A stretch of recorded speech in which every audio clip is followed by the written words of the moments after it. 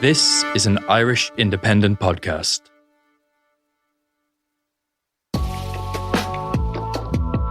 Now, on the face of it, 5-0 sounds bad.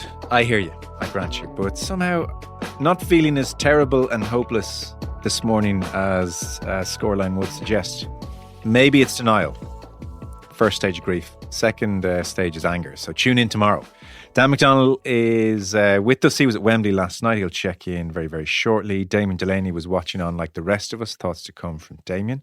Conan is here. Hello. Happy Monday. Hello, Joe. You've completely disarmed me. I thought we were going to come in here ranting and raving about a 5-0 loss. Yeah, I know. I mean, maybe we should be, but just the first 50 minutes felt very, very promising. So ranting and raving maybe tomorrow. Maybe tomorrow. Yeah.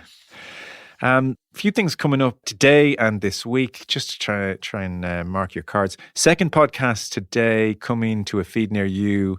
Reflections from events in Arlington, Texas. Taylor Serrano hit the heights. Tyson versus Paul plummeted, perhaps even lower than we might have feared. Did you watch? I watched afterwards when I woke up from a nice sleep. Yeah. Oh, sorry, no one watched live. Like, no one's insane here. I felt like I was admitting something there. Thoroughly pointless exercise, the latter, whereas the former was very, very good. I mean, every bit as good as the first fight in Madison Square Garden.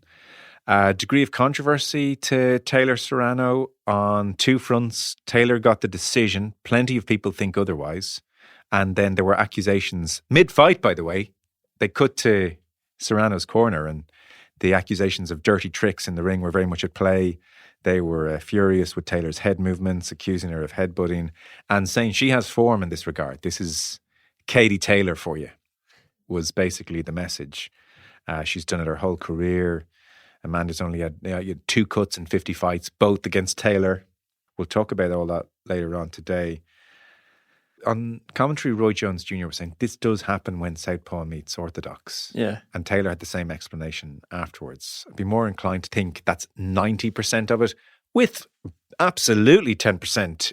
Can Taylor look after herself in there? Sure. Yeah, and like not getting cut in 50 fights isn't a smoking gun when you're fighting Katie Taylor then as well. Like, when the head movements were interesting, like I had to watch it a few times to see if it was actually happening. Like you could see she is moving her head towards her, but it wasn't like a stitch that you'd call it up north, No. like a complete neck movement towards her head. Fell into her for one of the more pointed ones. Yeah. And then I thought, did she fall into her or did she fall into her? Obviously she's not going to throw a headbutt, so maybe that's how you do it.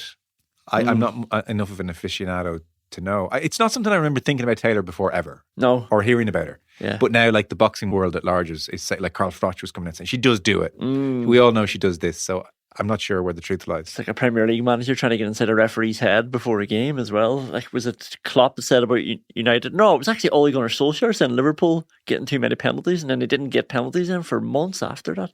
But the points thing as well sort of confuses me because you see a lot of boxers rewatching the fight saying, I had Taylor unanimously as well. It's never a complete definitive answer to who actually won points-wise. Yeah.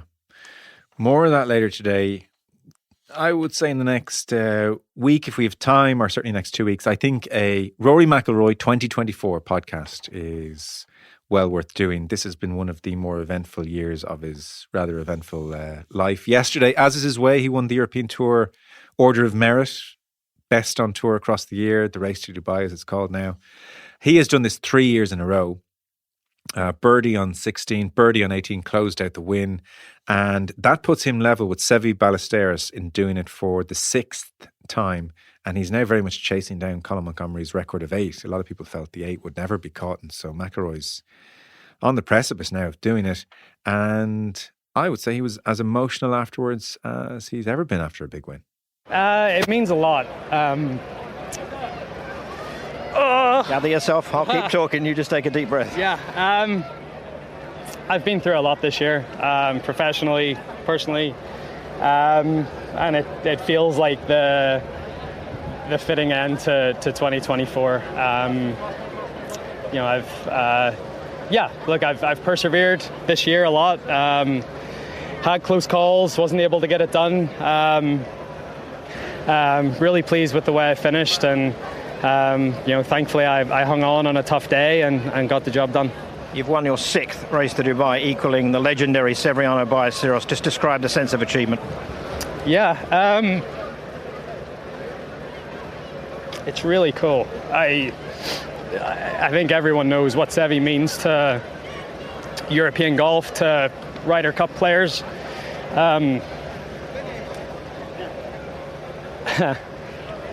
So, you know, European Ryder Cup locker room, all we have are quotes of Sevi.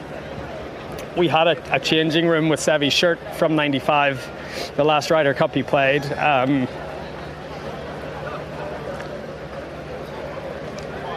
He means so much to European golf, and for me to be mentioned in the same breath, I'm very proud. A lot going on there, I think. Yeah. He's having a lot of releases this year. Yeah. And, references, I've been through a lot this year professionally and personally. All that's, I'm sure, swirling around. And he is a golf historian. So when he talks about Ballesteros, he knows the Ballesteros achievements and he knows the standing. And it probably is a moment where you're like, God, I am in the same breath as him. So we might talk about Rory's 2024 at some stage in the next week or so. On the rugby front, we're going to go deep in Ireland, Argentina. Tomorrow we'll do that. Fiji coming to town on Saturday. Ian Madigan, Keane Tracy will be with us. All our Autumn Nation Series coverage, of course, is with thanks to our friends at Energia, who sponsor Irish rugby at all levels. So that's coming your way tomorrow. We will also have an interview this week with Jenny Gow, recorded last week. She is the BBC Formula One journalist, over 200 Grand Prix to her name, to her career. She's on Drive to Survive. And 2 years ago, out of nowhere, really just by dint of coughing too much, she was sick and just was coughing a lot. And she had a slight tear in a vessel in her neck and had a stroke, and is very much fighting to get her speech back to where it was. So we talked to Jenny about all of that. It's a really good chat. It's coming your way this week. And we also have a big interview that we're looking forward to on Thursday. More of that anon. Not going to jinx it. Now, that enough for you? That's great, Joe. So that's the shape of the week. Katie Taylor a little bit later on, but first, Damien Delaney to come, Dan McDonnell, and the football next.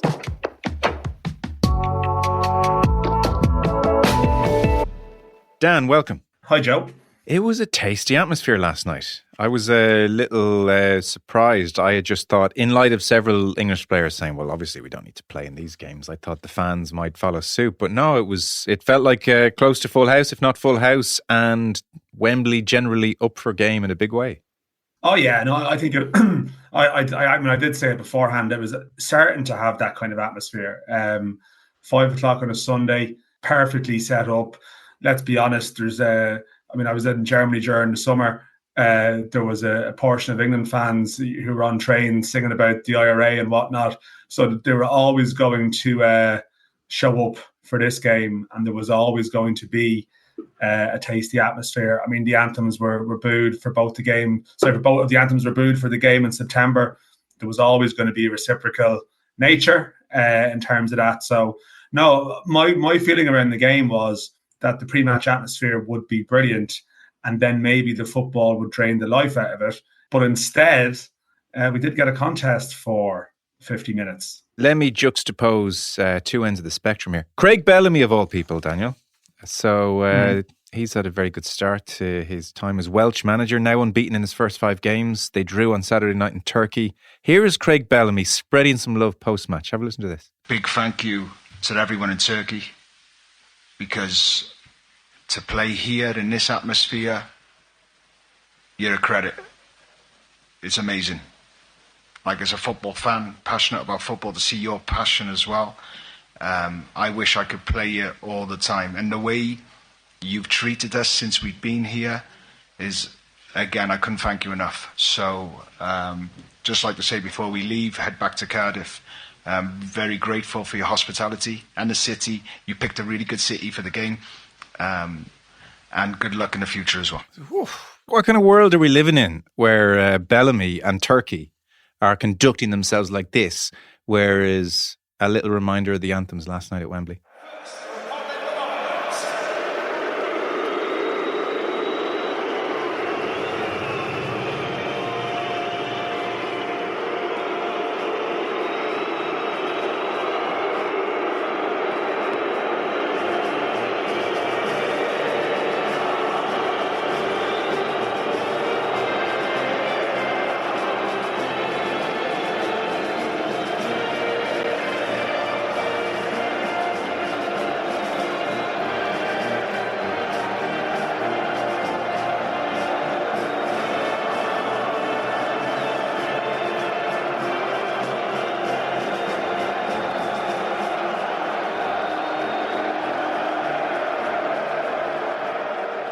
Now, I wouldn't even consider myself like especially patriotic. That is irritating me massively. The cheek. I'm no historian. But I feel we should be booing you should not be booing our anthem. I mean, if anybody here has cause to boo anthems, and they just absolutely loaded in on it.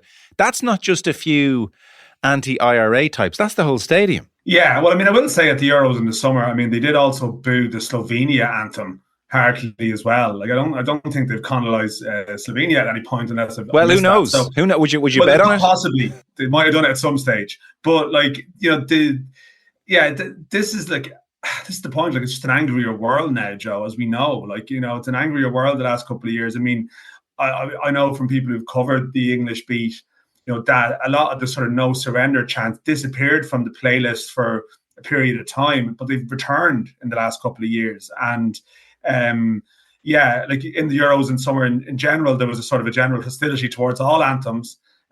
Obviously, the fact that the Irish fans properly showed hostility in September, it was always going to go back the other way. And I don't particularly have a problem with that. I mean, obviously, I must admit now, when I saw the members of the military coming out before the game, there was like the pre-game pageantry, and obviously these members of the military coming out, and the Irish fans started booing. And I was like, they had some big sort of, they're about to roll something up, and I was convinced that giant poppy was about to be produced. But thankfully, it was just an English flag or some FA flag or something. But no, that edge is there. Even in the second half, there was definitely a section trying to get a chant about James McClean going. They've come up with some James McClean related song. They couldn't get enough critical mass for it to be audible, but by, you know, from a wider number. But I'm not remotely surprised. It's a sort of a reflection of a lot of trends, and Craig Bellamy and Turkey spreading the love. That's a little bit of a plot twist. All right. I mean, I'm maybe. Sure, yeah. Yeah, maybe, I don't know, like sort of Graham Souness and Bellamy would have had a working relationship. You know, Souness sort of liked it out there, you know, planting flags and that type of thing. I mean, maybe Craig Bellamy long term is playing the long game there. Maybe. The Irish fans or the English fans trying to come up with a McClean chant? Sorry.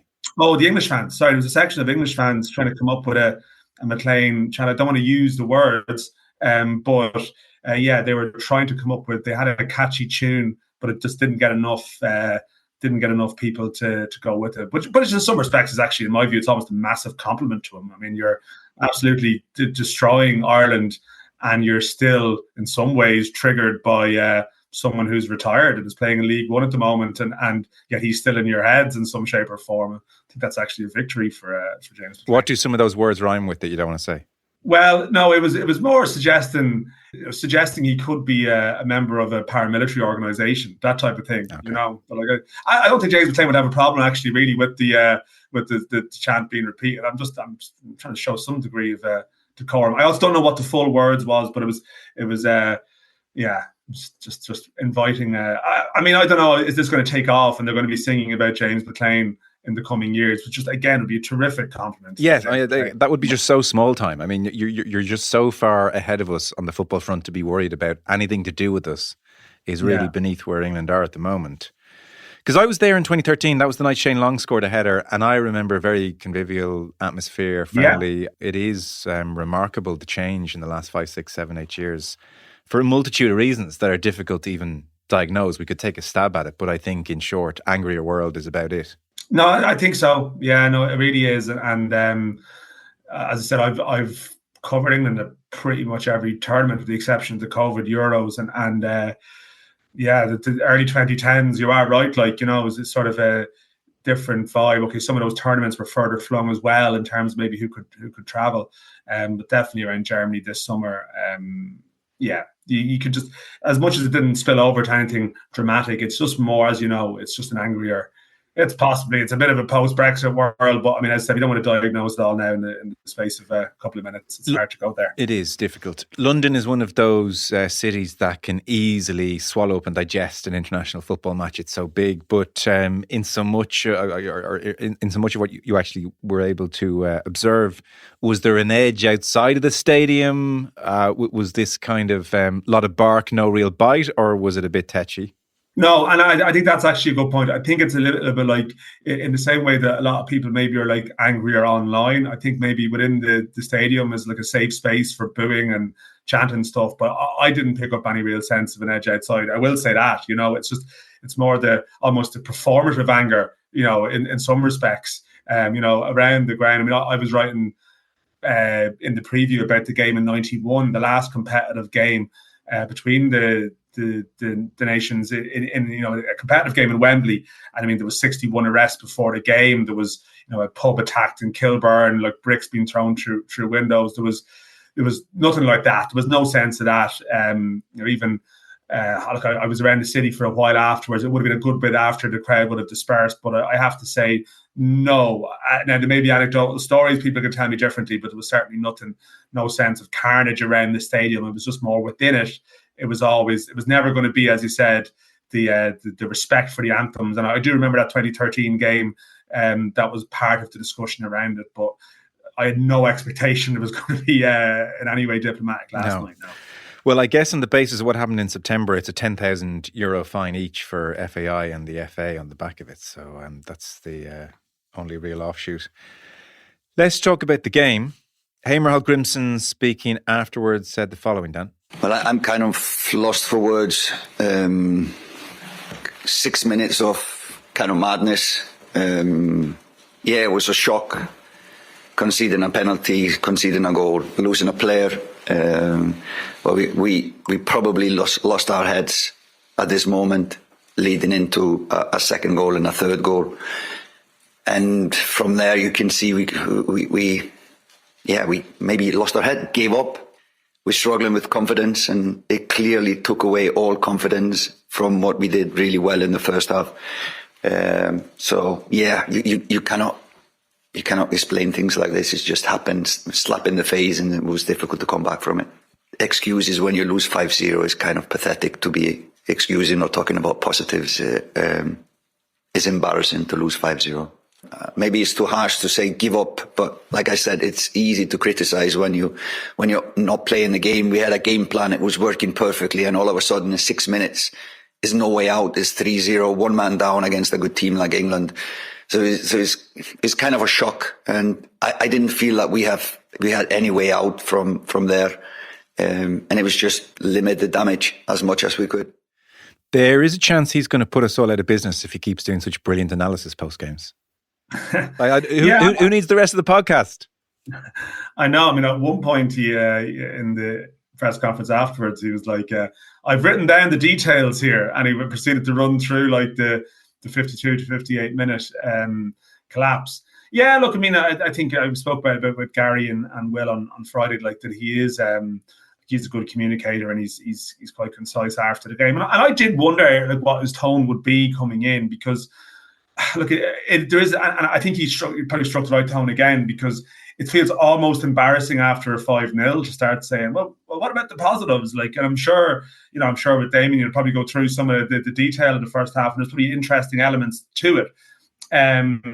But I think he struck the right tone about first saying, no, this is not good enough, or, the words that we've heard, words like pathetic. And he did say give up. And then as he said there, he was actually asked, when you say give up, what do you mean? And I think that is maybe one of those instances where, look, it's not his first language. Sometimes he can say things that are very blunt, and then he may not entirely have meant them in that way. And he said, maybe not give up. It is a little bit harsh. But I think he recognised the need to be out front and not trying to sort of polish the turd in a sort of a 5-0 defeat. Well, then later on saying, well, look, there are probably things from the first 50 minutes that you could be encouraged by. And I think at the end of the year, he won't see the players for 4 months now. So it's a tricky one, because you obviously, if you go too overboard, you're ending on that sour note. So, but yeah, I don't think anyone can argue too much with what he was saying afterwards, for sure. So what's your interpretation of last night? Are you glass half full, glass half empty on this one? Yeah, I think there is no doubt that it's worrying the manner in which they lost all sense of their nerve after the goal. I mean, look, England were frustrated in the first half, and there was that sense of trying to maintain that. And all the chat last week was about bad second halves and how to avoid the bad start to the second half. And like, unfortunately, it just switched off. And you watch that first goal back, and just Evan Ferguson, a simple pass from Mark McGuinness. They're frustrated with each other and they switch off. But to me, the slight worry would be that like the England goals actually were like set pieces. You know, it was almost like that they were that mentally gone that with 10 men, it's grand if you get done like 3-on-2 and there's sort of goals that are a clear reflection of the numerical advantage. And I appreciate that the set piece opportunities and the corners they get are a product of that. But it's probably just like the application for those, you know, the second goal with sort of Collins and Cullen and yeah. But I have to say, I do take some, I will still, like, it reached the point of 3-0 where it's like, well, okay, you have to remember this game doesn't actually matter to Ireland points wise. Like, you know, this is annoying and this is a little bit embarrassing, but actually there's no real implications for this now. I think probably on the morning of the game probably would have gone there with little expectations. So I suppose in some ways the fact that they did get that first half, the fact that he showed he could try something different with the Nathan Collins experiment, like, you can take something from that. I know, like, Gary Breen was messaging me during the first half going, and he'd been critical of the performance on Thursday, and he was saying this is really impressive. Like the after one or two training sessions, like the triggers, the press, how they manage that system, like, very, very good. So I think you can take something from that. But I guess when you go for like an ultra defensive approach, it needs to be perfect. And like the little things like the scales yellow, you know, that builds up, you know, to the second yellow, and just that casual start to the second half, that casual lead up to the goal. Unfortunately, if you play that way, it just needs to be absolutely spot on. But I'll take something from the first half still, as much as I said, like Heimir saying, you sort of feel a little bit silly after a 5-0 talking about defensive solidity. Dan, thank you so much. Did you, by the way, were you suitably like, hang on a second, did you boo the English national anthem then from the press box? I did not boo the English national anthem. I am a little bit, I mean, the whole military stuff, I do find it a little bit... it's a bit on the nose, isn't it?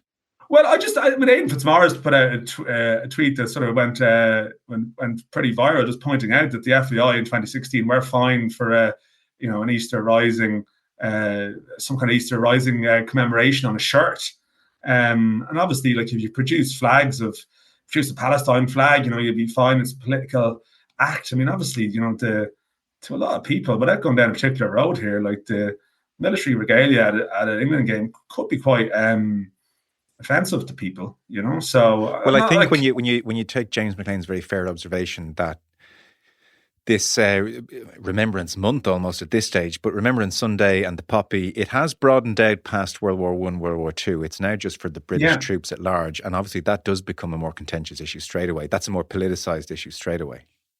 Yeah, it does feel like, you know, if you're like England, just, you know, powerful nation within UEFA, they can do things on their terms, and it's not really my sense to get riled by that. But I must admit, you are just before the game going thinking, yeah, you're playing Ireland in November. Maybe you just tone it down for this particular game. I think there was some unnecessary inflamed tensions there, I would say too. But no, I wasn't booing Joe, to be clear. I always keep my emotions in check in a press box area, of course, like a true pro.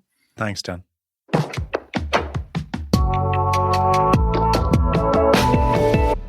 Damien, hello. Morning, Joe. How are you? Very well. So I might just start with some thoughts from Ireland's most brutal pundit. He's new on the scene and he's making a splash. His name is Heimir. Yeah.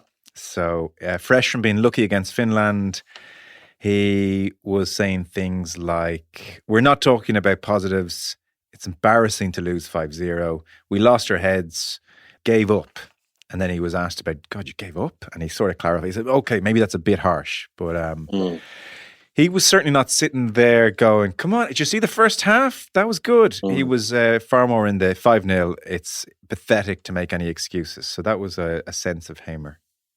Yeah, I couldn't agree more. And I'm really, really pleased to hear it, that he's been absolutely honest. That was a brilliant encapsulation of the night. I listened to his post-match press conference. I think he got it spot on. It just shows that you can be honest in interviews without, you know, in inverted commas, losing the players. You know, he didn't dig anyone out individually, and I think he called it spot on. You know, and I do like listening to him. I must say that. That's an interesting point about losing the players. So that is the big fear any manager has. I suspect Stephen Kenny at all points was thinking, I'm going to defend the players in public at all costs. And then it became sort of defending himself and his record, and that became a touch more difficult. But you don't think, being a former player, players would hear what Hal Grimson said last night and spit the dummy out and think that's OTT? No. Do you know why, Joe? Because it was the truth. And I think every one of those players in that change room is honest enough to know, Jesus, that wasn't great. And every one of those players have been sitting afterwards going, what the hell happened? I mean, just to go back to what you just said there, a lot of time under the previous manager, I would imagine players are sitting in that change room and they go on the bus afterwards and they listen to the manager's press conference. They're going, were we good? I didn't feel like we were good today. You know, and you're kind of going, that's strange. Like, and it wouldn't tally. A lot of those players will be honest. I mean, 99% of professional footballers are brutally honest in their self-assessment and in their overall assessment. They're not deluded. They don't hide behind statistics or anything like that. So they knew it, and they will take that one on the chin and fully accept it. And I'm sure that saying the quiet part out loud, that it wasn't a good night, is healthy, if I'm being honest with you. Well, let's follow Heimir's approach here and go to the bad aspects. That 8-minute spell where they concede 3 goals. Not great. No, look, like, it happened quick. Like, it happened so quick. I mean, my God, the Scales penalty, the giving away the penalty, the red card, goal going in. What was interesting is that all the other goals pretty much came from set plays, which wasn't indicative of the fact that we were down to 10 men and we got dragged all over the place and opened up and ripped apart. It was set plays, which just means that, like, you know, we got clipped, we were stunned, we were seeing stars for a little bit, and England just absolutely put us to bed. As a world-class top international ranked team does do that. I suppose when, you know, speaking from my own point of view, when you're playing in a team and something goes against you, right? Let's say, you know, and listen, we've all had teams where we're playing well, all of a sudden penalty goes against you. There has to be a steeliness, especially coming from senior players, leaders in the pitch, just to tell everyone, hey, it doesn't matter, we're still a top team, and there's a grit and a determination that, like, we don't care. Okay, that ref, we worry about it afterwards. We're going to batten down the hatches here, and we're going to grind our way back into this game, and we're going to take a draw out of this, or we're going to maybe go on and win it, right? And that comes from teams that are battle-hardened, that are confident, that are happy with themselves, or in a good place mentally. What you saw last night is a team that is not in a good place mentally. A team that has been getting battered for 3 or 4 years. You know, not battered, that's unfair. But getting beat off really poor teams. You know, the Luxembourg game has effect on you. Azerbaijan, Armenia, only beating Gibraltar twice in a certain spell. I'm not going back over all the statistics, but, you know, Scotland were the only team that we beat that were of any note in 4.5 years. That takes its toll.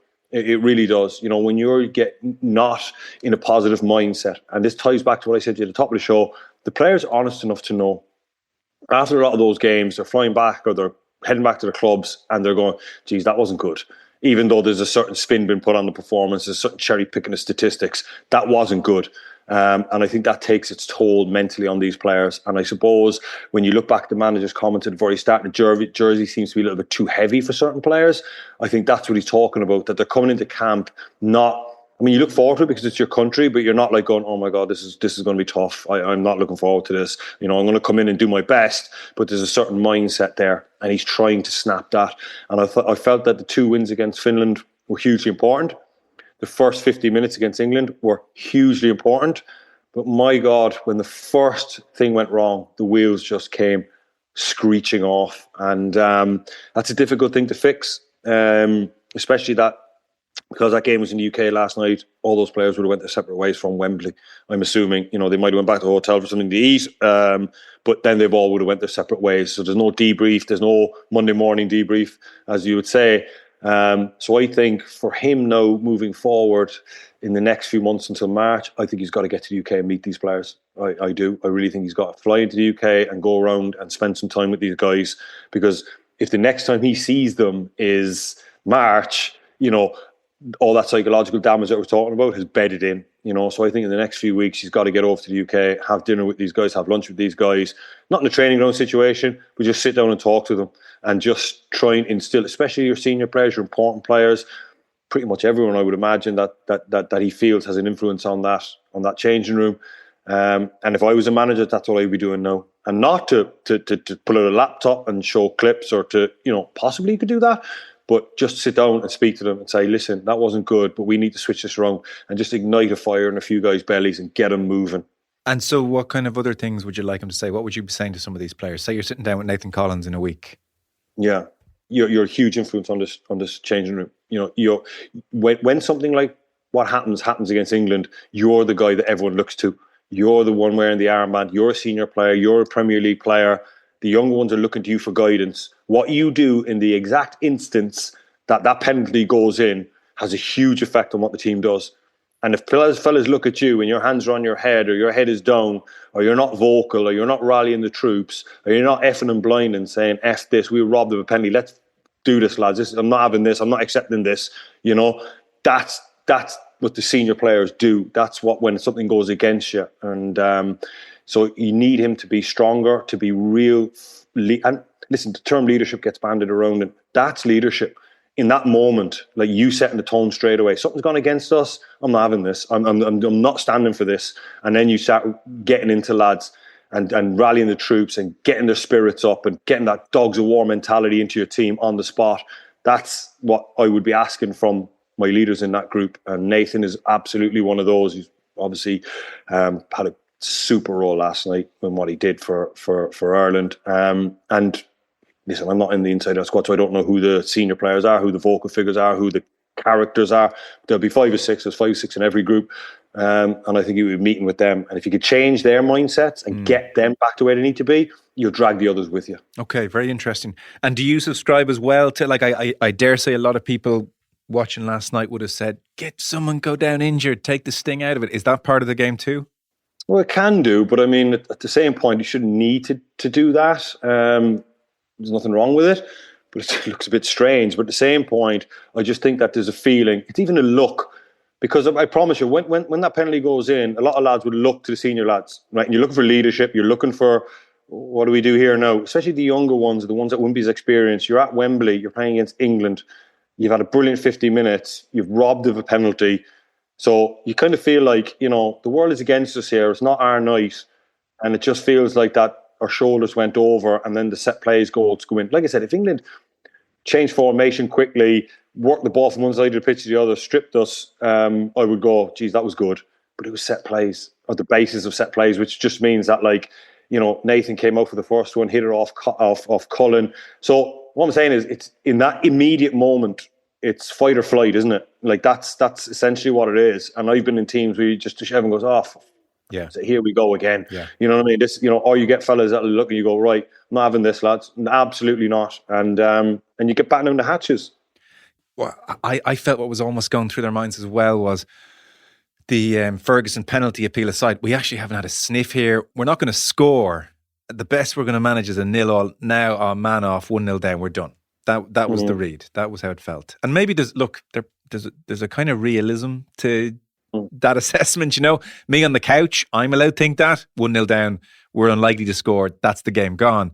But your point is, like, out in the pitch is not the place for realism. It's about a little bit angry at the situation, dogs of war, and we're not having this, to use your phrase.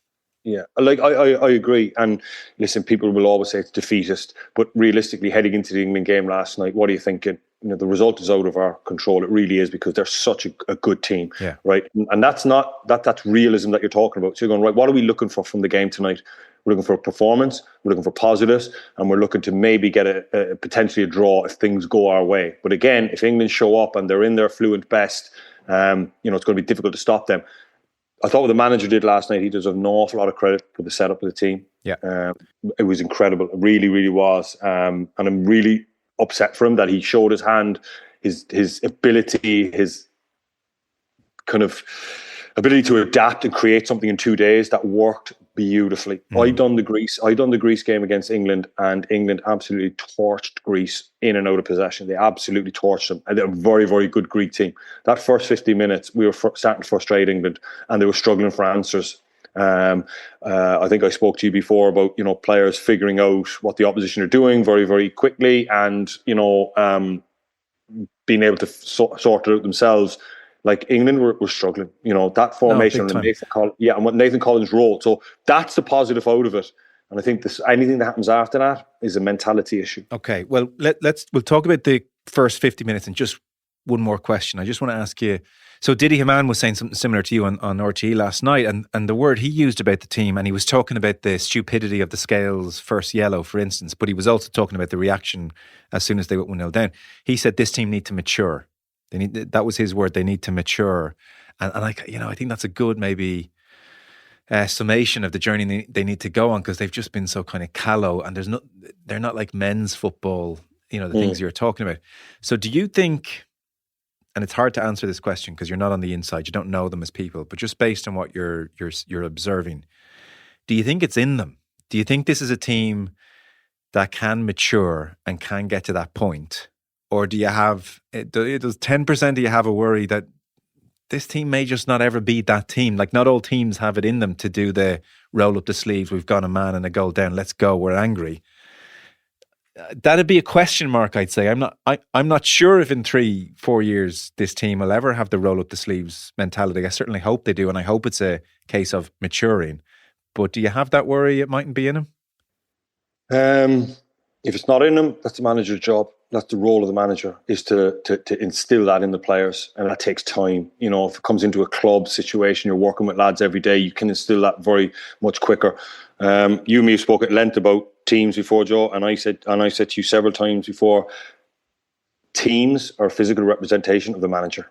Always. Whatever the manager's person, you watch it all the time. Look at managers' personalities. Managers are up and at 'em and aggressive. They got up and at it and aggressive teams. If they've got quiet, softly spoken managers, they could be good footballing teams. But teams take on the personality of the manager because they're listening to that same voice every day. It's a one voice thing.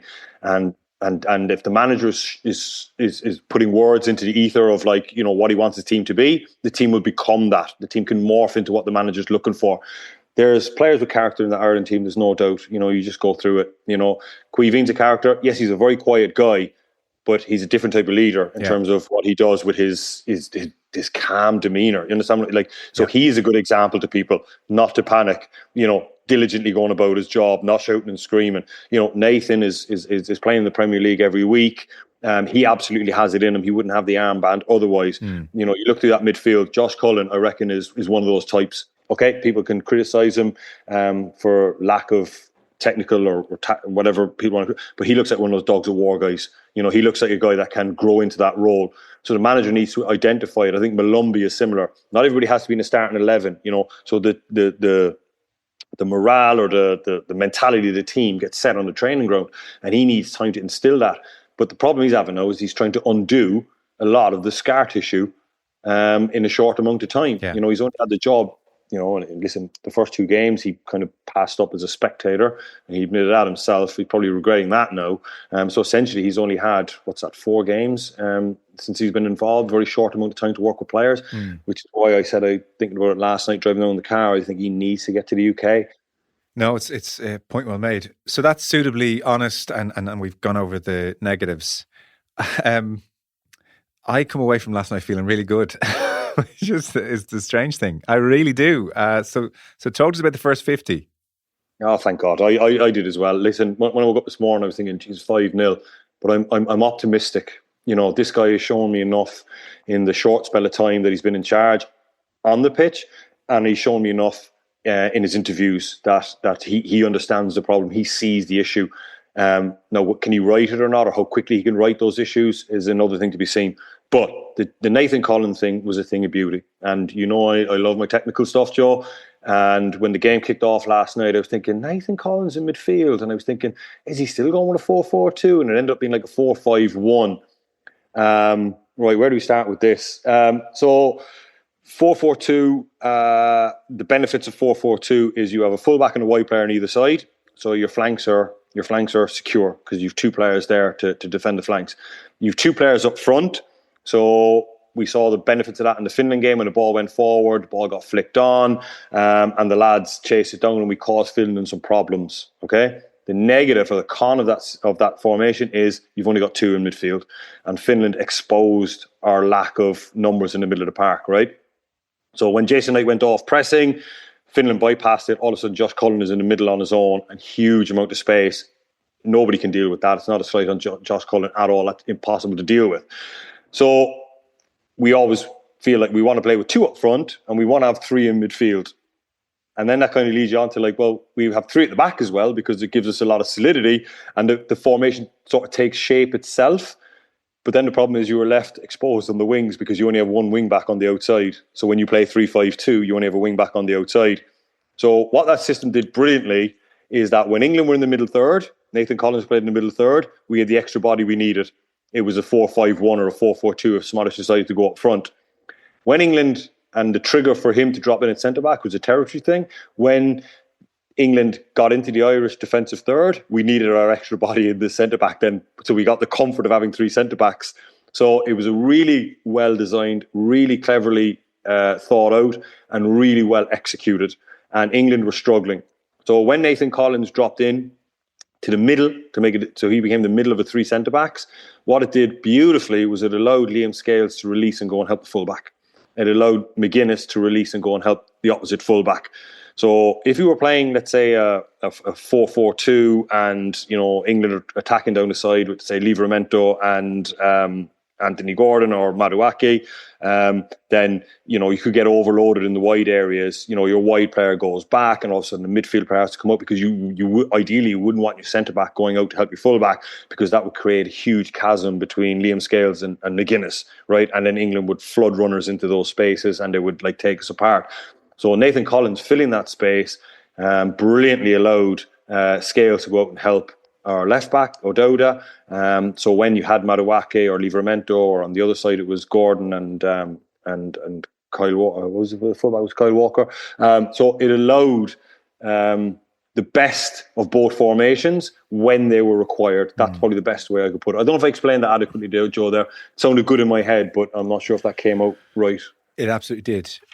I remember we spoke after the Greece game away, and Ireland that night tried to kind of go 4-4-2 territory or 4-5-1, and even in a low block, and still it wasn't working. Greece were causing havoc. And I remember you and Gary Breen, we talked the next day, and you said, well, that back 4 just dropped too deep off the Irish midfield, and so there were pockets of plenty.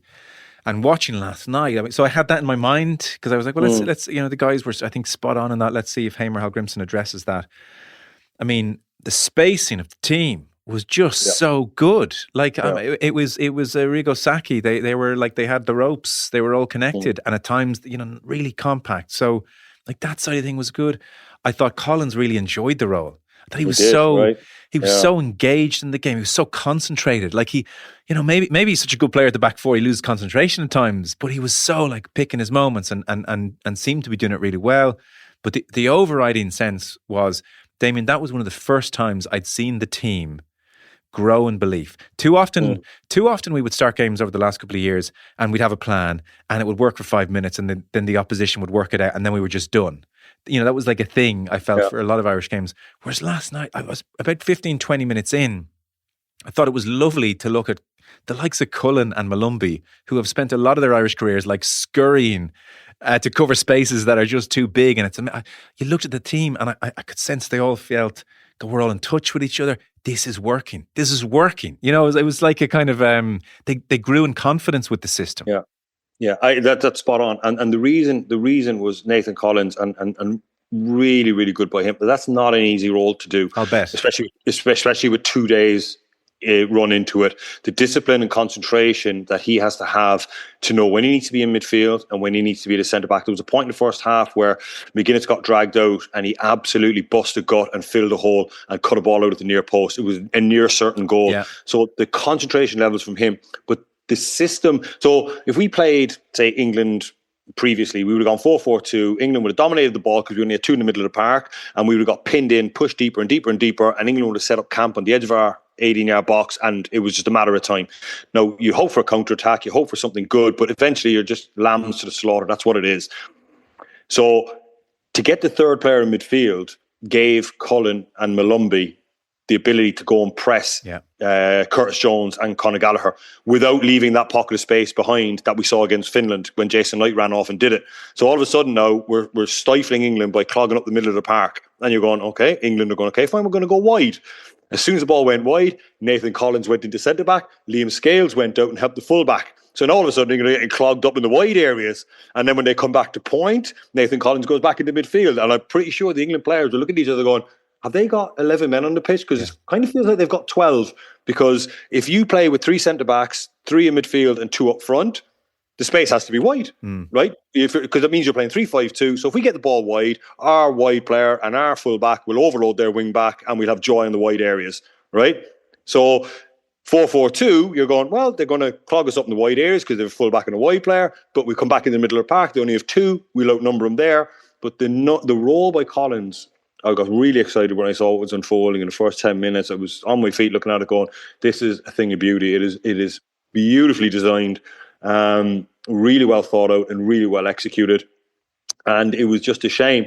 Now, what I will say is you have to give credit to Harry Kane for the pass for the penalty. I mean, like, oh my goodness, I watched that on replay, and like, watch where Jude Bellingham starts and watch where he gets the ball, and like, it's like a quarterback and a wide receiver. You know, when the ball is thrown and it's in the air for 4 or 5 seconds, and you're thinking, geez, that timing is incredible. It was that good. And I don't blame Liam Scales for getting caught out, because I was watching on the TV from the high angle and I didn't see that pass. So at eye level, at pitch level, there's no way he'd have seen it. Harry Kane put that in a window of about a 2-yard by 2-yard window, and he put it there with the correct pace to marry up with Bellingham's run, and then he just chops back inside. So that's just one of those moments where you're playing against, by the way, there's probably only 1 or 2 teams, 3 teams in the world that could do that to you, or 2 or 3 players. So you're not going to come up against that every week. Sometimes you just got to, and I used to always say this to myself, sometimes you just got to hold your hands up. You know, you can berate yourself and argue with yourself and, I should have been here, or maybe I should have seen that. And I think it's a good skill in life sometimes just to shrug your shoulders and go, fair enough, well done. Well, it's nice to be undone by a moment of borderline genius. Then, they took us apart there, which happened at the Aviva in September, where they just pulled us apart. Yeah, exactly. And that's why up to the 50th minute, I would give them credit that we forced England to do something like that to get their first effort on goal, which, by the way, was a penalty. Yeah. That'll tell you how good that first 50 minutes was. But it's always that hanging thing in the back of my head, Joe. We're quite happy this morning, but then it's 5-0. So it's kind of always just floating around here on the outside. Yeah. I don't want to get too excited because people will say that I'm deluded. No, they won't. They won't. Yeah. People are smart. They understand the nuance of what happened. And they understand the critique of the team when things did go against them. You can't fold. Like, that is a worry. But that speaks really well of the manager, no? That he dreamt this up. He looked at what happened obviously in September, where England just like cut through Ireland's midfield and like both dreamt it up and managed to communicate it well enough to the team that they got it and were able to implement it, and it worked. So I mean, that is something they can go to against better teams, I would think, fairly routinely now. England in particular love that space, obviously. Kane and Bellingham and others, that kind of pocket in front of the back four. But like most good teams do. So that's going to be something they're going to be able to have in their back pocket now. And it wasn't, by the way, I presume, that's not just like, oh, this is some weird tactic that like you caught us on the hop. The way you've described it, just with the physics at play, just the numbers are in your favour. So even if teams now look at that game last night and know Ireland are potentially going to do this, it's still not going to be easy for them to play against. Absolutely. That's good. That's a very valid point, Joe. Well done. I actually thought the same thing. Don't say well done to me like you're patronising. No, honestly, honestly. I feel like I've just hit a good drive and you're saying that's not bad. Now watch this. No, I didn't. No. What I'm saying is that's the natural conclusion, because ordinarily, you're right. You're so right. When somebody does something that's quirky or something that's different, it can work the first time out because the team you're playing against aren't prepared for it and they can't figure it out. But the analysts of the team that you're playing next week will be pouring over that and they go, oh, that was really clever. Well done. We're just going to counteract that now, and we're going to, it's quite difficult to do that. Yeah. So that's why I said that is a really good thought. You say that they're just that you thought that it was born out of the England game. I think it was born out of the Finland game on whatever night it was. What night was it? Thursday? Oh, do you? Yeah. Thursday? Okay, because they cut us open. I think it was because when I watched that game, right, all the good stuff that we had in that game was in the wide areas and up front. Smodic running in behind, think of the disallowed goal. There was so much good. And I was like, Jesus, there's so much good in that performance. But there's a reason we don't play that system. Nobody plays that system anymore in its current fashion, or its old fashion. Sorry, like I said to you before, there's a reason nobody plays an orthodox 3-5-2 anymore. Yes, people are playing it, but it's very, very new aged. Think Inter Milan with Bastoni, Acerbi, DeMarco, Dumfries. It is loose. It's not an orthodox 3-5-2, because an orthodox 3-5-2 or an old fashioned 3-5-2 can get taken apart. The same way an old-fashioned 4-4-2, because teams will realise you're short in the middle of the park and they'll overload you in there and they'll just get the better of you eventually. So I think, and sometimes the most beautiful things are the most simplest things, and I didn't come to this conclusion, so that's why I have a lot of respect for the manager. Sometimes he looked at it and he went, what were the best parts of the game on Tuesday night or Thursday night against Finland? Well, Festi was having joy, Mikey Johnson was having joy. We look really, really solid in the wide areas. The back four, which by the way is another thing that we should probably mention, since we went to back four, we look an awful lot better. What were the weak spots? We got absolutely cleaned out in the middle of the park. Well, I want to keep the good bits, and how do we cover up the weak bits? And then the simplicity of like what he did, and sometimes the best solutions are the most simplest ones, and they're the ones staring you in the face. Not that it's easy, by the way, it's not. No. What he came up with was brilliant. Okay, feeling a lot better. I am as well, Chuck. Thanks. Are we the only two deluded people?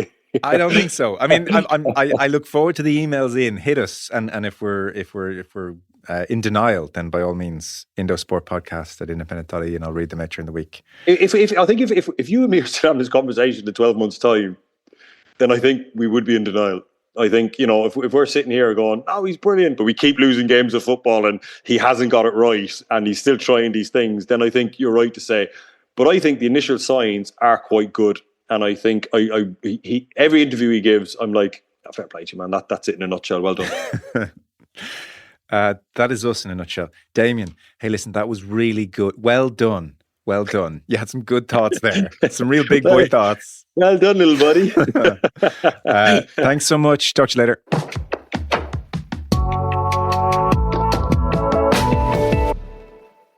And there we are. Colin, Damien Delaney has me feeling much better about England 5, Republic of Ireland 0. Yeah, you both convinced me. I was a skeptic. I'm not going to lie. I looked at the 5-0 result and thought, that can't be good. But yourself and Damien you're Delaney, wrong. It's great. You've led the charge. That was football for today. Katie Taylor also in your feed later on this afternoon.